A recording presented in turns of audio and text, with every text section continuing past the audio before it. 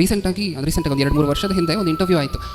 ಈ ಜೈಲಿಗೆ ಆಗಾಗ ಹೋಗಿ ಸುವಾರ್ತೆ ಸಾರುವಂತಹ ಕೆಲವು ದೈವ ಸಂದೇಶಕರು ಇರ್ತಾರಲ್ವ, ಅವ್ರು ಹೋಗಿ ಸುವಾರ್ತೆ ಹೇಳಬೇಕಾದ್ರೆ ಜೈಲಲ್ಲಿ ಸುಮಾರು ಹಲವಾರು ದರೋಡೆಗಳು ಮಾಡಿ 40-50 ದರೋಡೆಗಳು ಮಾಡಿ, ದೊಡ್ಡ ದೊಡ್ಡ ದರೋಡೆಗಳು, ಅದರಲ್ಲಿ ಮತ್ತೆ ಒಬ್ಬರ ಕೊಲೆ ಏನೋ ಆಗಿ ಆ ಶಿಕ್ಷೆಯನ್ನು ಪೂರ್ತಿಯಾಗಿ ಮುಗಿಸಿ ಹೊರಗಡೆ ಬರ್ತಾರೆ ಒಬ್ಬ ವ್ಯಕ್ತಿ. ಆ ವ್ಯಕ್ತಿಯನ್ನು ಕೂತ್ಕೊಂಡು ಇಂಟರ್ವ್ಯೂ ಮಾಡ್ತಿರುತ್ತೆ ಒಂದು ಕ್ರಿಶ್ಚಿಯನ್ ಮೀಡಿಯಾ. ಆ ವ್ಯಕ್ತಿ ಇಷ್ಟಕ್ಕೂ ಮುಂಚೆ ಏನಕ್ಕೋಸ್ಕರ ಆ ವ್ಯಕ್ತಿ ಕಳ್ಳನಾಗಿ ಬದಲಾದ ಅಂತ ಹೇಳಿದ್ರೆ, ಆ ಊರು ಪೂರ್ತಿ ಆತನನ್ನು ಕೆಳಜಾತಿಯವನು, ಆತನ ಕುಟುಂಬವನ್ನು ನೀನು ಕೆಳಜಾತಿಯವನು, ನೀನು ಯಾವ ಕೆಲಸಕ್ಕೂ ಬರೋದಿಲ್ಲ, ಹೋಗು ನೀಚ ಅಂತ ಹೇಳಿ ದೂರ ತಳ್ಳಿದ್ರಂತೆ. ಇದನ್ನೆಲ್ಲ ನೋಡಿ ಆ ಬಾಧೆಯನ್ನು, ಅವ್ರು ಮಾತಾಡ್ತಿರುವಂತಹ ಚುಚ್ಚು ಮಾತುಗಳನ್ನು ಸಹಿಸ್ಕೊಳ್ಲಿಕ್ಕೆ ಆಗದೆ ಕಳ್ಳತನಕ್ಕೆ ಇಳಿತಾನೆ. ಏನಾದರೂ ಮಾಡಬೇಕು, ಯಾರಿಗಾದ್ರೂ ಏನಾದರೂ ಹಾನಿ ಮಾಡಬೇಕು ಅನ್ನುವಂಥ ಕೋಪದಿಂದ ಕಳ್ಳತನಕ್ಕೆ, ದರೋಡೆಗೆ, ಕೊಲೆಗೆಲ್ಲ ಇಳಿತಾನೆ. ಶಿಕ್ಷೆಯನ್ನು ಅನುಭವಿಸ್ತಾನೆ, ರಿಲೀಸ್ ಆಗ್ತಾನೆ.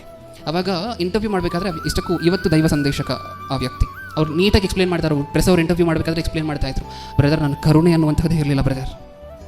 ಬ್ಯಾಂಕಿಂದ ಹಿಂಗೆ ಒಬ್ಬ ಅಜ್ಜಿ ಡ್ರಾ ಮಾಡ್ಕೊಂಡು ಹಣವನ್ನು ಹೊರಗಡೆ ಬರ್ತಿದ್ರೆ ಅಜ್ಜಿಗೆ 1-2 ಏಟನ್ನು ಹಾಕಿ, ಯಾರೂ ಇಲ್ಲದೇ ಇರುವಂಥ ಪ್ರದೇಶ ನೋಡಿ ಅಜ್ಜಿಗೆ 1-2 ಏಟನ್ನು ಹಾಕಿ ತನ್ನ ಕೈಯಲ್ಲಿರುವಂತಹ ಕಾಸನ್ನು ಪೂರ್ತಿ ದೋಚ್ಕೊಂಡು ಹೋಗಿದೆ ಒಂದು ದಿನ. ಅಂಥ ದೊಡ್ಡ ಕಳ್ಳ ನಾನು, ಕರುಣೆನೇ ಇರಲಿಲ್ಲ, ಕತ್ತನ್ನು ಪಟ್ಟಂತ ಹೇಳಿ ಕುಯ್ತಿದ್ದೆ, ಅಂಥ ದೊಡ್ಡ ಕೊಲೆಗಾರ ನಾನು ಒಂದು ದಿನ. ಇವತ್ತು ಕ್ರಿಸ್ತನಿಗೋಸ್ಕರ ನಿಂತಿದ್ದೀನಿ. ಕಾರಣ ಏನು ಗೊತ್ತಾ? ನನಗೋಸ್ಕರ ನನ್ನ ಪ್ರಭು ಪ್ರಾಣ ಕೊಟ್ಟರು. ತನ್ನ ಹಳ್ಳಿ ಭಾಷೆಯಲ್ಲಿ ಹೇಳ್ತಾನೆ ಒಂದ್ಸರಿ ಕಣ್ಣೀರು ಹಾಕ್ಕೊಂಡು, ಯಾರು ಕೊಡ್ತಾರೆ ಈ ಪ್ರಾಣನ? ಯಾರು ಕೊಡ್ತಾರೆ ಪ್ರಾಣನ?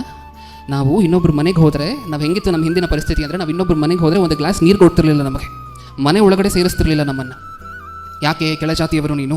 ಒಂದು ಗ್ಲಾಸ್ ನೀರು ಕೊಡದೇ ಇರುವಂತಹ ನಮಗೆ, ಜನ ಪೂರ್ತಿ ನಮ್ಮನ್ನು ಊರು ಹೊರಗಡೆ ಇರಿಸಿದಂತಹ ನಮಗೋಸ್ಕರ ನನ್ನ ಪ್ರಭು ಪ್ರಾಣ ಕೊಟ್ಟರಲ್ವ, ಅವರು ನಮಗೋಸ್ಕರ ನಿಜವಾಗ್ಲೂ ದೇವರು, ಅವರು ನಮಗೋಸ್ಕರ ಬಂದಂತಹ ದೇವರು. ಯಾರ್ಯಾರೋ ಹೇಳ್ತಿದ್ದಾರೆ ಪ್ರಿಯರೇ ಕ್ರಿಸ್ತನ ಬಗ್ಗೆ ಈ ಥರ.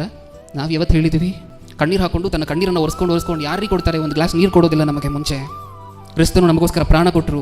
ಆ ವ್ಯಕ್ತಿ ಹೇಳುವಂತಹದ್ದು ನೋಡಿದ್ರೆ ನಮಗೆ ನಿಜವಾಗ್ಲೂ ನಾವು ಮೋಟಿವೇಟ್ ಆಗಬೇಕು ಯೇಸು ಕ್ರಿಸ್ತರ ಬಗ್ಗೆ ಹೇಳಲಿಕ್ಕೆ. ಜೇಮ್ಸ್ ಇರ್ವಿನ್ ಗೊತ್ತಾ? ಈ ವ್ಯಕ್ತಿಯ ಹೆಸರನ್ನು ಕೇಳಿದ್ದೀವ? James Irwin. ಈ ವ್ಯಕ್ತಿ ಬಂದ ನಂತರ ಲೈನಾಗಿ ಪ್ರೆಸ್ ಅವರೆಲ್ಲ ಮೈಕ್ ಹಿಡ್ಕೊಂಡು ಬಂದರು.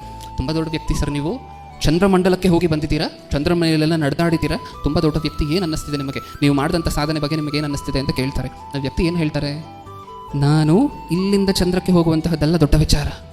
ದೇವರಾಗಿರುವಂಥ ಯೇಸು ಕ್ರಿಸ್ತರು ಪರಲೋಕದಿಂದ ಭೂಮಿ ಮೇಲೆ ಇಳಿದು ಬರ್ತಾರಲ್ವ, ನಮ್ಮ ಪಾಪಗಳಿಗೋಸ್ಕರ, ಅದು ದೊಡ್ಡ ವಿಚಾರ ಅಂತಾರೆ. ಇಷ್ಟು ಗ್ರೇಟಾಗಿ ಯಾವತ್ತಾದ್ರೂ ಮಾತಾಡಿದ್ದೀವ?